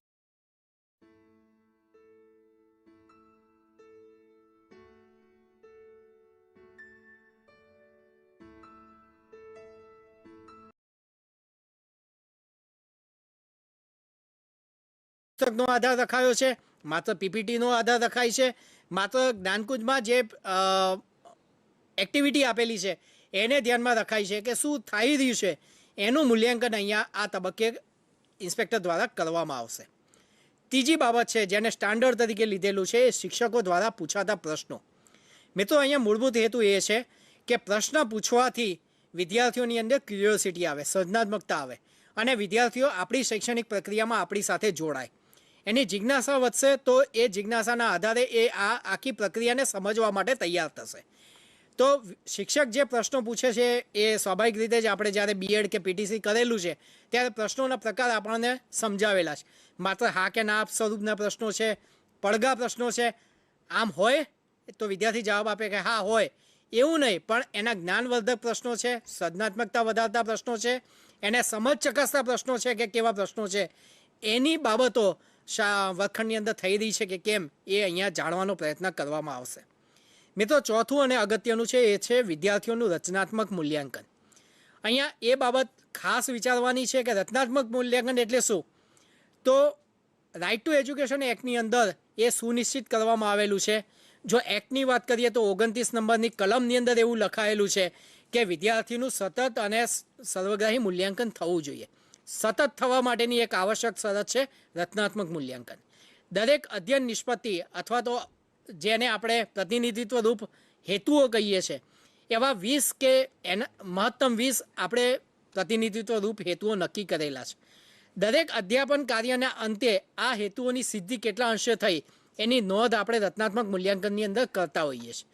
આમાં કઈ બાબતો કચાશપૂર્ણ છે, કેટલા પ્રયત્નો કરવા પડ્યા, એમ જોવા જઈએ તો આખી એક ડિઝાઇન આપણે રચનાત્મક મૂલ્યાંકનની અંતર્ગત આપેલી છે અને આવું રચનાત્મક મૂલ્યાંકન આપણી શાળાની અંદર યોગ્ય રીતે થતું જશે. આ કેવી રીતે નિભાવાય છે એની ચકાસણી ઇન્સ્પેક્ટર દ્વારા થશે. મિત્રો, આ બધી જ કામગીરી આપણી શાળાની અંદર ખૂબ સારી રીતે થાય છે એને એકનોલેજ કરવા માટે ઇન્સ્પેક્ટર આપણી શાળાની અંદર આ કામ કરશે. પાંચમો મુદ્દો છે અધ્યયનમાં સમાન તક. ક્લાસરૂમનો એક એક્સપિરિયન્સ એવો રહ્યો છે કે શિક્ષક અમુક જ વિદ્યાર્થીઓને સતત પ્રશ્ન પૂછે, અમુક જ વિદ્યાર્થીઓને વર્ગખંડની પ્રક્રિયામાં જોડાવા માટે પ્રોત્સાહન આપે, પણ મોટાભાગના ક્લાસરૂમની અંદર બધા વિદ્યાર્થીઓ એક સરખી રીતે જોડાતા હોય છે. પણ દરેક વિદ્યાર્થી આની અંદર જોડાય એના માટે શિક્ષક જુદા જુદા પ્રકારની પ્રવૃત્તિ કરતી હોય છે અને એને ધ્યાનમાં રાખીને આ માપદંડ આ પેટાક્ષેત્ર હેઠળ રાખવામાં આવેલો છે. અહીંયા આ મુખ્ય પેટાક્ષેત્રની વાત પૂર્ણ થાય છે. હવે બીજા અને મુખ્ય પેટાક્ષેત્ર તરફ જઈએ છીએ. મિત્રો, આ જે ચોથા નંબરનું પેટાક્ષેત્ર છે એને પણ 15% વેટેજ આપેલું છે અને દરેક સ્ટાન્ડર્ડ્સને 3% લેખે ગુણભાર અપાયેલો છે. એટલે 103 માર્ક એ દરેકે દરેક મુદ્દાની અંદર થશે. એટલે કે રચનાત્મક મૂલ્યાંકન સારું થશે તો આપની શાળાના 3 માર્ક એ સુનિશ્ચિત કરી શકશો અને આપ બ્લેક કે રેડમાં નહીં પણ ગ્રીન અને યલો તરફ આપનું પ્રયાણ આપની શાળાનું કરાવી શકશો. મિત્રો, બીજું મુખ્ય ક્ષેત્ર છે શાળા. શાળાની અંદર 3 બાબતો વિચારવામાં આવેલી છે. એક છે હાજરી, શાળા સંચાલન અને સલામતી. હાજરીની અંદર 2 બાબતો છે. એક શાળાની સરેરાશ હાજરી અને જિલ્લાની સરેરાશ હાજરીના સંદર્ભે શાળાની હાજરી. મિત્રો, આ એસએસએના પોર્ટલ ઉપરથી અમને જે ડેટા ઓનલાઈન મળશે એના આધારે સીધું મૂલ્યાંકન થશે. એટલે અહીંયા ઇન્સ્પેક્ટર કોઈ બાબતની ચકાસણી આપની શાળાની અંદર આવીને નહીં કરે. બીજી બાબત આવે છે શાળા સંચાલન. શાળા સંચાલનમાં 3 બાબતો છે. એક તો શાળા વિકાસ યોજના. મિત્રો, આ ભૌતિક બાબતોના સંદર્ભે તો શાળા વિકાસ યોજના તૈયાર કરો છો. અપેક્ષા એ છે, જે રાઇટ ટુ એજ્યુકેશન એક્ટની અંદર પણ લખેલું છે કે શાળાના શૈક્ષણિક કાર્યક્રમોના સંદર્ભે પણ આવી એક યોજના આપની પાસે હોવી જોઈએ. અત્યારે કદાચ આપની પાસે ન હોય તો આવનારા દિવસોની અંદર એ તૈયાર આપ કરશો જ એવી અપેક્ષા છે. અને એના આધારે ઇન્સ્પેક્ટર આપની આ બાબતોને ચકાસે. હાલમાં આપની પાસે જે કંઈ ઉપલબ્ધ હોય એ વિકાસ યોજના તરીકે આપ ઇન્સ્પેક્ટરને બતાવજો અને ઇન્સ્પેક્ટર એ રીતે ચકાસવાનો પ્રયત્ન કરશે. મિત્રો, બીજી બાબત આવે છે શાળા કાર્યક્રમોમાં એસએમસીની સક્રિયતા. જે ગયા ગુણોત્સવની અંદર, એટલે કે અત્યાર સુધીના ગુણોત્સવની અંદર પણ આ એક પેરામીટર હતું જેને ધ્યાનમાં રાખીને આપણે ચકાસણી કરતા હતા. ત્રીજી આપણા સ્ટેટની બેસ્ટ પ્રેક્ટિસ એ છે સમયપત્રકનું અમલીકરણ. મિત્રો, જ્યાં 4 કરતાં વધારે શિક્ષકો છે ત્યાં વિષય શિક્ષક અને તાસ પદ્ધતિ બંનેનું અમલીકરણ થઈ રહ્યું છે. તાસ પદ્ધતિથી આપણે અમલીકરણ કરતા હતા જ. આવી તાસ પદ્ધતિનું અમલીકરણ શાળાની અંદર કેવી રીતે થાય છે એનું અહીંયા માપદંડની અંદર, સ્ટાન્ડર્ડ્સની અંદર ચકાસણી કરવામાં આવશે. સલામતીની અંદર 2 બાબતો છે. શાળાનું પરિસર, એટલે કે શાળાનું મેદાન, શાળાનું મકાન કેટલું સલામત છે. અહીંયા કોઈ સ્ટ્રક્ચરલ કોઈ બાબતો ચકાસવામાં નહીં આવે, પણ એક સામાન્ય દ્રષ્ટિથી શાળાનું પરિસર કેવું સલામત છે એ જ ચકાસવાનું કામ ઇન્સ્પેક્ટર કરશે. અને કોઈ અગત્યની આપત્તિ આવે, અચાનક આવતી કોઈ આપત્તિ હોય તો એમાં શિક્ષક અને વિદ્યાર્થીઓની તૈયારી કેવી છે એ આ પેટા ક્ષેત્ર અંતર્ગત ચકાસવામાં આવશે. મિત્રો, પેટા ક્ષેત્ર 1 છે જે છે હાજરી. હાજરીની અંદર 2 બાબતો છે. શાળાની સરેરાશ હાજરી અને સરેરાશ હાજરીના સંદર્ભે શાળાની હાજરી. મિત્રો, આમાં 2 બાબતો છે જેને 10% વેટેજ આપેલું છે. એક તો શાળાની સરેરાશ હાજરી. માનો કે આપણે શાળાની અંદર 90% સરેરાશ હાજરી રહેતી હોય તો આમાં કોઈ ચિંતા કરવાનું કારણ નથી. 90%ના 6% લેખે આપને સીધા માર્ક અહીંયા મળી જશે. એ જ રીતે જિલ્લાની સરેરાશ હાજરીના સંદર્ભે જે માપદંડ નક્કી કરવામાં આવેલો છે એને 4%નું વેટેજ અપાયેલું છે. અહીંયા જિલ્લાની સરેરાશ હાજરી 80% હોય અને આપની શાળાની સરેરાશ હાજરી 90% હશે તો સ્વાભાવિક રીતે જ આપને પ્લસ માર્ક આપવામાં આવશે. જિલ્લાની સરેરાશ હાજરી 80% હોય અને આપણી શાળાની 70% હોય તો એ રીતે 0 થી 5 માર્કની અંદર જુદા જુદા પ્રકારના માપદંડો નક્કી કરેલા છે. એના આધારે શાળાનું વેટેજ નક્કી કરવામાં આવશે. મિત્રો, અહીંયા એ સુનિશ્ચિત કરવાનો પ્રયત્ન છે કે શાળામાં મહત્તમ હાજરી સુનિશ્ચિત થાય અને એ રીતે શાળાને મહત્તમ માર્ક પ્રાપ્ત થાય. બીજું વાત આવે છે સંચાલન. સંચાલનની અંદર પહેલી બાબત આવે છે શાળા વિકાસ યોજનાની રચના. બીજી બાબત આવે છે એસએમસીની સક્રિયતા અને ત્રીજી બાબત આવે છે શાળામાં સમયનું અમલીકરણ. સમયપત્રક દૈનિક રીતે તૈયાર થયેલું છે. શાળાના સમયપત્રકની અંદર એક આદર્શ સમયપત્રક, એને મોડેલ સમયપત્રક કહી શકાય, જેના આધારે તમે તમારી શાળાની પરિસ્થિતિના આધીન કેટલાક ફેરફાર તો ચોક્કસ કર્યા હશે, પણ એમાં જે રીતે વ્યવસ્થા વિચારેલી છે કે ભાઈ ગુજરાતીના આટલા પીરિયડ હોવા જોઈએ, ગણિતના આટલા હોવા જોઈએ, એ બધી બાબતો સુનિશ્ચિત થાય છે કે કેમ એ બધી બાબતો અહીંયા ચકાસવામાં આવશે.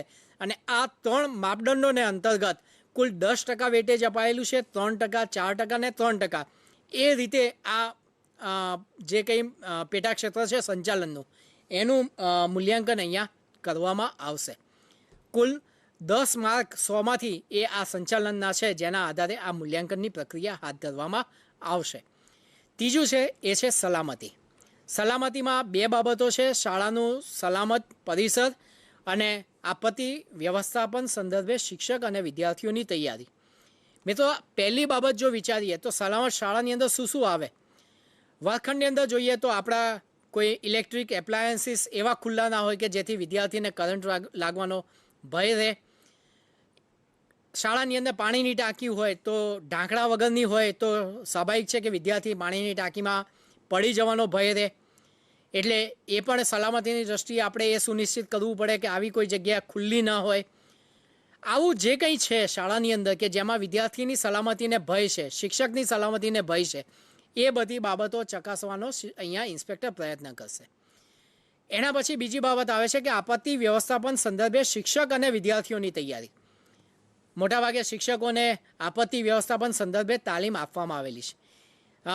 ગુજરાત આપત્તિ વ્યવસ્થાપન સમિતિ, ડિઝાસ્ટર મેનેજમેન્ટ કમિટી દ્વારા એની એક ગાઈડલાઇન બહાર પાડેલી છે. એ તાલીમબદ્ધ શિક્ષક દ્વારા ઘણીવાર શાળાની અંદર મોક ડ્રિલ કરવામાં આવે છે. શાળાની અંદર આપત્તિના સમયે વિદ્યાર્થીઓએ કઈ દિશામાં જવું, કેવી રીતે આપત્તિને સમયે આપણા વ્યવહારો કરવા, એ બધી બાબતોની ચર્ચા શાળા કક્ષાએ થયેલી હોય છે. તો આ સંદર્ભે શાળા કેટલી તૈયાર છે એની ચકાસણી ઇન્સ્પેક્ટર દ્વારા કરવામાં આવશે. આમ આ પેટા ક્ષેત્ર અંતર્ગત માત્ર 2 બાબતો ચકાસવાની છે અને આ 2 બાબતોને કુલ 6% વેટેજ આપેલું છે. એમાં શાળા પરિસરને 3% અને આપત્તિ માટેની સજ્જતા માટે 3%, એમ 100માંથી કુલ 6% વેટેજ એ આ બાબતોને સંદર્ભે આપવામાં આવેલ છે. મિત્રો, ત્રીજી અને અગત્યની બાબત છે એ સહશૈક્ષણિક પ્રવૃત્તિઓ. મિત્રો, આ સહશૈક્ષણિક પ્રવૃત્તિઓ એ અગાઉના ગુણોત્સવનું એનું એ જ વર્ઝન છે. આની અંદર આપણે કોઈ પ્રકારનો ચેન્જ કર્યો નથી. આની અંદર કુલ 4 બાબતો વિચારેલી છે. એ છે પ્રાર્થના સભા, યોગ, વ્યાયામ અને રમતગમત, વિશેષ પ્રવૃત્તિઓમાં ભાગીદારી અને રાજ્ય દ્વારા આયોજિત સ્પર્ધાત્મક પરીક્ષાઓમાં ભાગીદારી. દરેકને આપણે ડિટેલમાં જોઈએ. દાખલા તરીકે પેટા ક્ષેત્ર 1 છે, જેને પ્રાર્થના સભા તરીકે ઓળખીએ છીએ. પ્રાર્થના સભાની અંદર 5 માપદંડો એટલે કે 5 સ્ટાન્ડર્ડ્સ નક્કી કરવામાં આવેલા છે. પહેલું સ્ટાન્ડર્ડ છે વિદ્યાર્થીઓની સક્રિય ભાગીદારી. ઘણીવાર એવું જોવા મળે છે કે ટેપ ચાલુ હોય ને ટેપના આધારે વિદ્યાર્થીઓ પ્રાર્થના સભાની અંદર સાંભળે, તો એને સક્રિય ભાગીદારી ગણી શકાય નહીં, કેમ કે ત્યાં મૂક પ્રેક્ષક છે. ફક્ત હોઠ ફફડતા હોય, કેમ કે સ્વાભાવિક રીતે ટેપથી પ્રાર્થના ચાલતી હોય તો વિદ્યાર્થીઓની એવી ભાગીદારી રહે નહીં. તો તમામ વિદ્યાર્થીઓ સક્રિયતાથી આની અંદર ભાગ લે એ ખૂબ જરૂરી છે. બીજા નંબરનો માપદંડ છે એ છે પ્રાર્થના સભાનું સંચાલન કોના દ્વારા થાય છે. ઘણીવાર માત્ર બહેનો કરતી હોય, ઘણીવાર માત્ર ભાઈઓ કરતા હોય, ઘણીવાર શિક્ષક જ સંચાલન કરી દેતા હોય. એવું નહીં, પણ દરેક જગ્યાએ દરેકને એક સમાન તક એના સંચાલનની અંદર મળે એ ખૂબ જરૂરી છે. ત્રીજી બાબત છે કેવા પ્રકારના વાજિંત્રોનો ઉપયોગ થાય છે. અહીંયા બહુ એવી મોટી અપેક્ષાઓ નથી કે તમે બહુ ઇલેક્ટ્રોનિક સાધનો વસાવો, પણ સામાન્ય ખંજરી છે, તબલા છે કે જે શાળા કક્ષાએ ઉપલબ્ધ છે, જે ઉપલબ્ધ છે એનો શાળા કક્ષાએ પ્રાર્થનામાં કેવો ઉપયોગ કરવામાં આવે છે એની ચકાસણી અહીંયા કરવામાં આવશે.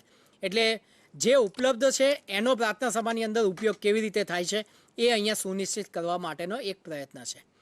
ચોથા નંબરે છે કે અહીંયા સૂચિત સ્વરૂપે ઘડિયાગાન, સમાચાર વાંચન, પ્રશ્નોત્તરી આવી કેટલીક પ્રવૃત્તિની વાત છે. પણ સાથે સાથે દિન વિશેષ હોય, કોઈ વિશિષ્ટ દિવસ આવતો, કોઈ વિશિષ્ટ વૈજ્ઞાનિક, લેખક, રાજનેતા એના જન્મદિવસ આવતા હોય, કોઈ કવિનો જન્મદિવસ આવતો હોય, એની ઉજવણી કેવી રીતે કરવામાં આવે છે એ બાબત પણ અહીંયા ચકાસવામાં આવશે. અને પ્રાર્થનામાં જે કંઈ બાબતો છે એની પસંદગી કેવી રીતે થાય છે, રજૂઆતમાં કેવી રીતે વૈવિધ્ય છે, એની બાબત પણ અહીંયા પ્રાર્થના સભાની અંદર ચકાસવામાં આવશે. મિત્રો, એ બાબત ખાસ ધ્યાન લેજો કે આ એક દિવસની એક્ટિવિટી નથી. ઇન્સ્પેક્ટર આપણી શાળામાં 2 દિવસ રહેશે તો બંને દિવસે પ્રાર્થના સભાની અંદર ભાગ લેશે. સાથે સાથે વિદ્યાર્થીઓ સાથે ચર્ચા પણ કરશે કે અગાઉ પ્રાર્થના સભાની અંદર કેવી રીતે કામગીરી થઈ છે, તમને ક્યારે તક મળેલી છે. શિક્ષક સાથે પણ ચર્ચા થશે અને આખા વર્ષ દરમિયાન થયેલી પ્રવૃત્તિઓનો એક નિચોડ મેળવ્યા પછી એ પોતાના ફ્રેમવર્કની અંદર શાળાનું રેટિંગ કરશે. એટલે એક દિવસ માટેની આ પ્રક્રિયા નથી. આખા વર્ષ દરમિયાન શાળામાં ચાલતી જે કંઈ પ્રક્રિયાઓ છે એનું આકલન કરવા માટેનો પ્રયત્ન અહીંયા ઇન્સ્પેક્ટર દ્વારા કરવામાં આવશે. મિત્રો, આને 2% જ વેટેજ છે, 0.4 એમ કરીને દરેક સ્ટાન્ડર્ડને અલગ અલગ વેટેજ આપવામાં આવેલું છે. એટલે આનાથી ખૂબ મોટો ફેર તમારા શાળાના ગ્રેડને પડતો નથી. પણ આ બધી જ સહશૈક્ષણિક પ્રવૃત્તિઓ એવી છે કે વિદ્યાર્થીને ભવિષ્યમાં એની સ્કિલને તૈયાર કરે છે, એના નેતૃત્વની જે ગુણ છે એને તૈયાર કરે છે, સ્ટેજના ફિયરને દૂર કરવા માટે ઉપયોગી છે. અને આ શાળાની અંદર ઉત્તમ રીતે થાય તો આપણે સારા લેખક તૈયાર કરી શકીએ, સારા કવિ તૈયાર કરી શકીએ, સારા વૈજ્ઞાનિકો તૈયાર કરી શકીએ અને એના માટે આ કામગીરી ઉત્કૃષ્ટ રીતે થાય એ ખૂબ જરૂરી છે અને એના માટે આપણે આને 2% વેટેજ આ પ્રવૃત્તિને આપેલું છે. મિત્રો બીજી પ્રવૃત્તિ છે એ છે યોગ, વ્યાયામ અને રમતગમત. અત્યારે આનું ખૂબ વિશેષ મહત્ત્વ છે. બાળકો આંગિક પ્રવૃત્તિઓની અંદર ખૂબ ઓછી ભાગ લે છે. મોબાઈલ આવવાના કારણે વિદ્યાર્થીઓ પોતાનો સમય ટેલિવિઝન અને મોબાઈલ પાછળ આપે છે અને એના કારણે આવી કેટલીક જે રમતગમતની પ્રવૃત્તિઓ છે એ ખૂબ ઓછી થતી જોવા મળે છે. એના પ્રોત્સાહન આપવા માટે આપણે શાળા કક્ષાએ નિયમિત યોગિક પ્રક્રિયાઓ કરાવીએ છીએ. ખાસ કરીને શનિવારે શિયાળાની અંદર આપણે કેટલાક વ્યાયામના પ્રવૃત્તિઓ કરાવીએ છીએ. પણ શાળા કક્ષાએ આ યોગિક ક્રિયાઓ થાય, બધા વિદ્યાર્થીઓ ભાગ લે, અપેક્ષિત વિદ્યાર્થીઓ ભાગ લે, કેટલાક ચેલેન્જીસને બાદ કરતાં મોટાભાગના વિદ્યાર્થીઓ આની અંદર ભાગ લે એ ખૂબ જરૂરી છે અને એ રીતે આ આખી પ્રક્રિયાને અહીંયા જોવામાં આવશે. ત્રીજી બાબત છે એ છે રમતગમતની અંદર વિદ્યાર્થીઓ કેવી રીતે ભાગ લે છે. આપ જોઈ શકશો કે અહીંયા જીસીઆરટીમાં દ્વારા રમતગમત એટલે કે રમતોત્સવ યોજવામાં આવતા હતા. હવે ખેલ મહાકુંભની અંદર શાળા ખૂબ સારી રીતે ભાગ લે છે. શાળા કક્ષાએથી લઈને છેક રાજ્ય કક્ષા સુધી શાળાના વિદ્યાર્થીઓ ભાગ લે છે. તો એને પ્રોત્સાહન આપવા માટે એક માપદંડ તરીકે અહીંયા એ સ્વીકારવામાં આવેલો છે. ત્રીજી વસ્તુ છે શાળામાં સમૂહ કવાયત. ખાસ કરીને શનિવારે એમડી કરાવવામાં આવે છે. આવી નિયમિત રીતે થાય એ ખૂબ જરૂરી છે. દરેક વિદ્યાર્થીને રમતગમત અને વ્યાયામની નિયમિત તક મળતી હોવી જોઈએ. આવા 4 માપદંડો અહીંયા આ પેટા ક્ષેત્રની અંદર સ્વીકારવામાં આવેલા છે. મિત્રો આને પણ 2% વેટેજ આપેલું છે અને દરેક વેટેજને 0.5% ભારાંક આપેલો છે, જે આપ અહીંયા જોઈ શકો છો. પેટા ક્ષેત્ર 3 છે જેને વિશેષ પ્રવૃત્તિઓમાં ભાગીદારી તરીકે ઓળખીએ છીએ. ખાસ કરીને ગણિત વિજ્ઞાન પ્રદર્શન, પર્યાવરણ સંવર્ધનની પ્રવૃત્તિઓ.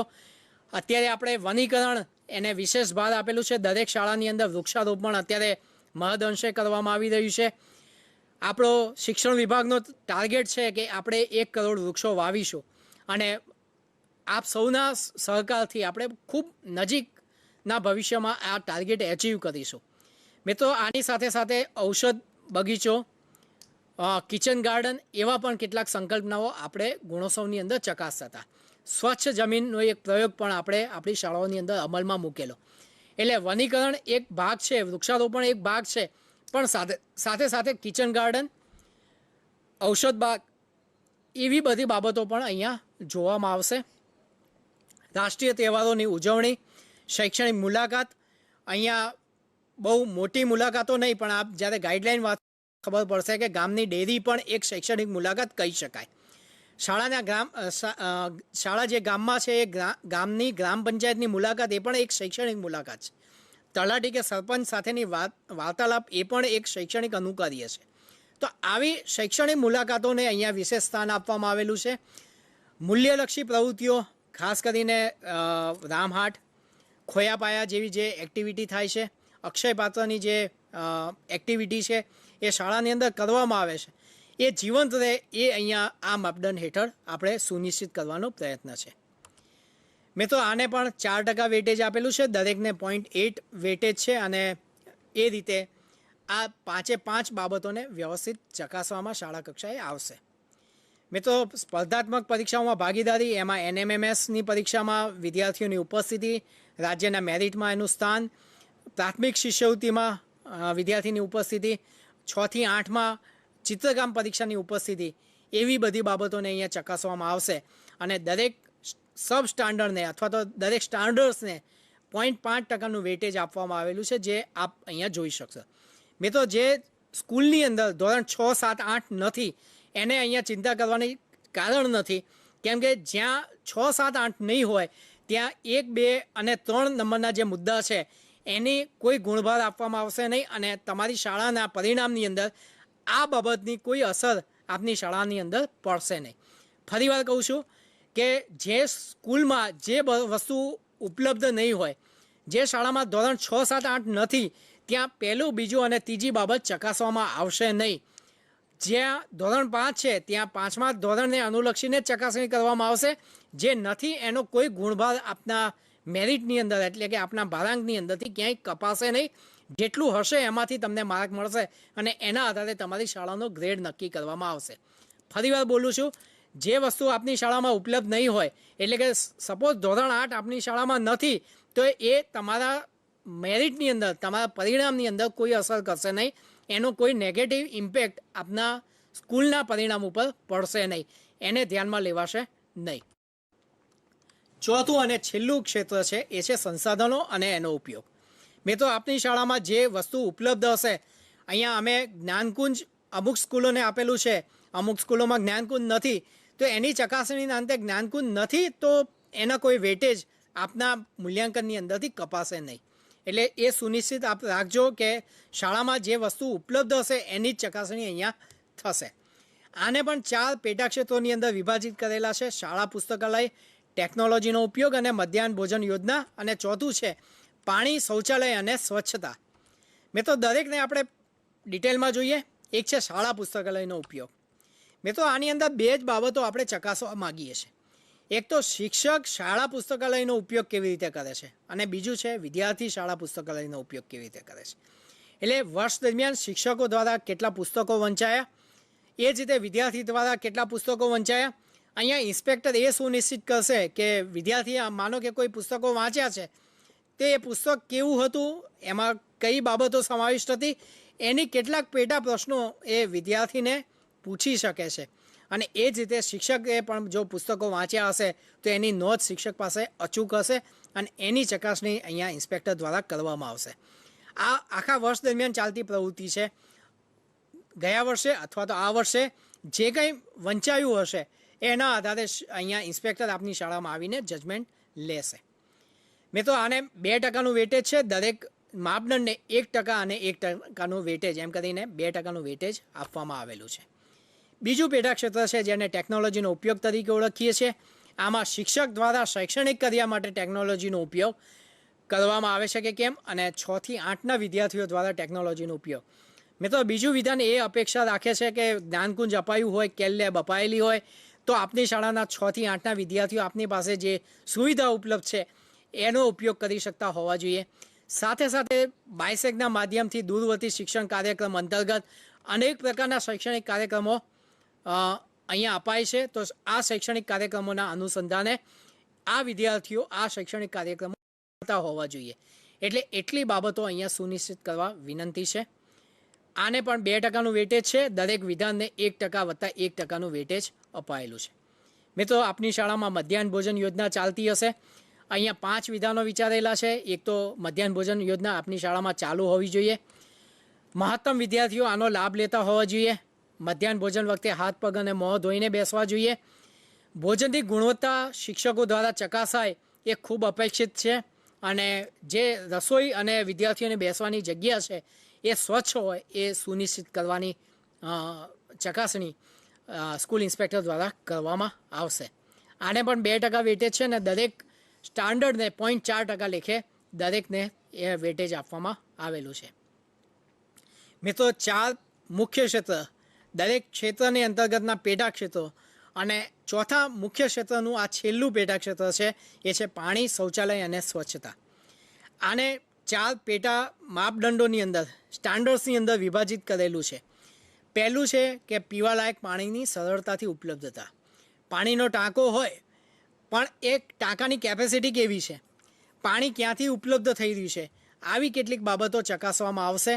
શૌચાલયની સફાઈ કેવી રીતે થાય છે, શૌચાલયમાં પૂરતા પ્રમાણમાં પાણી ઉપલબ્ધ છે કે કેમ, અને વિદ્યાર્થીઓના શારીરિક સ્વચ્છતા કેવી છે એ બાબતની ચકાસણી અહીંયા આ પેટા માપદંડ હેઠળ કરવામાં આવશે, આ પેટા ક્ષેત્ર હેઠળ કરવામાં આવશે.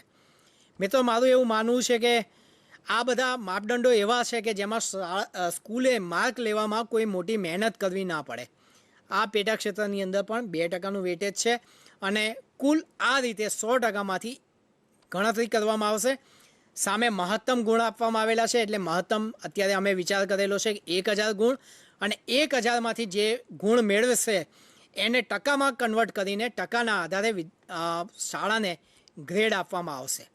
મિત્રો, આપ જોઈ શકો છો એક ઓવરઓલ તમને માળખાનો પરિચય થાય એના માટે અધ્યાપન જે મુખ્ય ક્ષેત્ર હતું એના 4 પેટા ક્ષેત્રો હતા. દરેક પેટા ક્ષેત્રને કંઈક ભારાંક આપેલું આપણે જોઈ શકો છો સ્ક્રીન ઉપર. એકમ કસોટી 12%, સત્રાંત 1 અને 2 12%, અધ્યયન માટે અસરકારક વાતાવરણ 15%, અધ્યયન અધ્યાપન પ્રક્રિયાઓ 15%, એમ કરીને કુલ 100%માંથી 54% વેટેજ એ મુખ્ય ક્ષેત્ર નંબર 1ને અપાયેલું છે. બીજા નંબરનું ક્ષેત્ર છે એ છે શાળા. એને 3 પેટા ક્ષેત્રો આપેલા છે: શાળામાં હાજરી, સંચાલન અને સલામતી. આને કુલ 26% વેટેજ અપાયેલું છે. આમ જુઓ તો 54% વત્તા 26% એટલે કે 80% વેટેજ આ બે મેઇન મુખ્ય ક્ષેત્રને આપેલું છે, જેને મેઇન ડોમેન તરીકે આપણે ઓળખીએ છીએ. આની અંદર શાળા શ્રેષ્ઠ કામ કરતી હશે તો 100% આપણે એ શાળાઓને ખૂબ ઉત્તમ બનાવી શકીશું. શાળાની એ પ્રક્રિયાને આપણે શ્રેષ્ઠ બનાવી શકીશું. મિત્રો, ત્રીજું અને ચોથું મુખ્ય ક્ષેત્ર છે સહશૈક્ષણિક પ્રવૃત્તિઓ. આપ જોઈ શકો છો સહશૈક્ષણિક પ્રવૃત્તિઓમાં 3 પેટા ક્ષેત્રો છે અને એ જ રીતે સંસાધનોના ઉપયોગમાં પણ કુલ 4 પેટા ક્ષેત્રો છે. દરેકને જુદા જુદા વેટેજ અપાયેલા છે. સહશૈક્ષણિક જે પ્રવૃત્તિઓ છે એને 12%નું વેટેજ છે ટોટલ માળખામાં, અને એ જ રીતે સંસાધનોના ઉપયોગનું વેટેજ 8% છે. એમ કરીને 20% વેટેજ એ સહશૈક્ષણિક પ્રવૃત્તિઓ અને સંસાધનોનો ઉપયોગ. મિત્રો, આપ અગાઉના ગુણોત્સવથી પરિચિત છો.